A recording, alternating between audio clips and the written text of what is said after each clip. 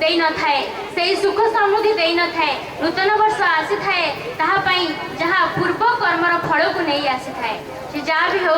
वर्तमान आम गहन उपस्थित अच्छा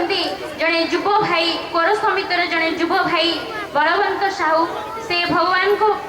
आगे तार किसी अनुभूति प्रदान करने को चाहूँगी तेणु मुझे भाई की अनुरोध करुच्ची से आसी भगवान को पाद पद्म तार अनुभूति प्रदान करू।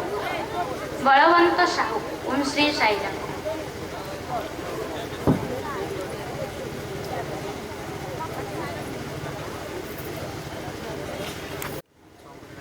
ओम श्री साईराम।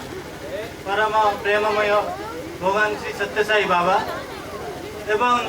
एठारे उपस्थित मोर पूज्य मौसा मौसी एवं सान बड़ भाई और भौणी और कुनि कुनि पिला माननकु मोर अंतर भरा साईराम। आज यही संध्यारे मुझे उपस्थित होई निजकु धन्य मन करने सहित भगवान को निकट में अशेष अशेष कृतज्ञता ज्ञापन करुच्ची। आज रही संध्यारे मोर किसी अनुभूति आपण आगे प्रदान करी। विगत 15 वर्ष धरी मुझे कोर श्री सत्य साई सेवा समिति रे जड़ित अच्छी। प्रथम 10 वर्ष एक बाल विकास छात्र भाव एवं तापर एक साई युवक भाव में कोर श्री सत्य साई सेवा समिति रे मु सक्रिय अच्छी। आपण जीवन में किसी किसी एमती घटना घटी जहाद्वारा आपण संपूर्ण भाव में परिवर्तन हो जाइए एवं आपण चालीचलन आपण कथबार्ता एवं आपण व्यवहार में किसी किसी परिवर्तन आसी सेमिति मो जीवन में गोटे परिवर्तन आसीला। से घटनाटी मु आपण आगे उपस्थापन करने को चाहूँगी। संक्षेप 2012 मसीह मुझे युक्त 2 विज्ञान द्वितीय वर्षर छात्र थी से मु कॉलेज हॉस्टेल रे रहूए बिरपा महाविद्यालय छात्र थी। कॉलेज हॉस्टेल रहूला बेले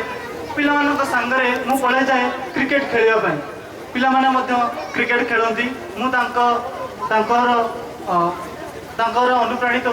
क्रिकेट खेलने पड़े जाए किंतु मुझे बुझी पारे ना कि ये समय मूल्यवान केते। तापरे मुझे देखिली कि मोर +2 परीक्षा पाखे आसूची एवं मो हाथ 4 मास समय अच्छी से मु भाविली कि मुझे समय नष्ट न करी देइची। से मु रूम को आसी बहुत भाविली कि बापा माँ मते ये पठे कहीं कौन यही क्रिकेट खेलने नो मते भगवान पठे बाबा पितामाता पठे कि पाठ पढ़ी बापा माँ मन में किसी भल नंबर रखिले बापा माँ मन में किसी खुशी आनीदेव किंतु मुझे करुच्ची कौन क्रिकेट खेलुची तो बापा माँ मन में निश्चिंत भाव में एक दुख परिस्थिति आगु आने को जाऊँगी। से हाथ में 4 मास थाए तो मुझे भाविली कि नहीं मत ये किसी परिवर्तन करने पड़ो तो सही परिवर्तन हम केमिति मत से समय एक सकारात्मक भावनार आवश्यक थिला किंतु मु तो रहूली हॉस्टेल रे जोटी मो सांग माने थिले किंतु मते सकारात्मक भावना आनीदेव किए मु बाल विकास रु जहाँ शिखी ताकू मन पकईली किंतु ताहा मो पई सफिशिएंट हैला ना कौन करी मु बहुत चिंतार थाए से भगवान को द्वारा सत्य साई भगवान को कृपारू से मोर सबु समस्यार समाधान करदेले। तार 5 दिन पर से समाधान टी होची तार 5 दिन पर से आम हॉस्टेल पाखक किसी लोक आसी थांती से किसी आध्यात्मिक पुस्तक नहीं आसी थांती से पुस्तक मध्यरु मो सांग माने किसी क्रय कले एवं ता मध्यरु मु गोटे पुस्तक क्रय करथिली तार नाम थिला विवेकानंदर बाणी। से पुस्तक उल्लेख थिला कि आपण किपरि भाव में दृढ़ इच्छा शक्ति एवं आपण मनर समस्त समस्या को किपरि भाव में सामना करेंगे तार समस्त समाधान से बही उल्लेख थिला। मुझे देखी बहुत आनंदित हेली। जहाँ हो मुझे भगवान निकट में प्रार्थना करुली से तार 5 दिन ठीक 5 दिन पर मो पाखे आसी से ही बही पहुँची जाइए पढ़ी मोर आत्मविश्वास बहुत बहुत आत्मविश्वास वृद्धि है जहाद्वारा कि भावी नथिबा प्लस टू परीक्षा भावी नथिबार सफलता पाइली उत्तीर्ण करिवार मध्य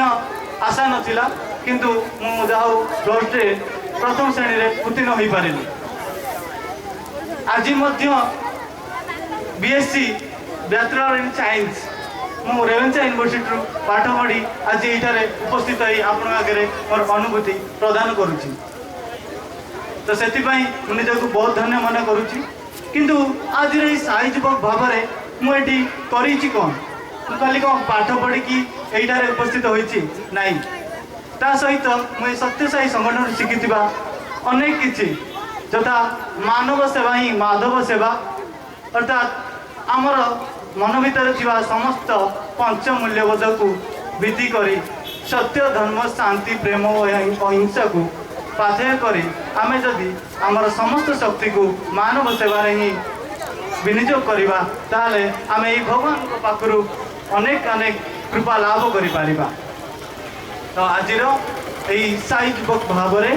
मोर शेष संध्यार 2016 वर्षर शेष संध्यार आपण मानू एक छोट प्रार्थना कि आपण माने निजर समस्त शक्ति खटे निजर पिता माता को मनरे केबे दुख देवे नहीं पिता माता को सब बड़े खुशी रखिए और आदर और स्नेह करेंगे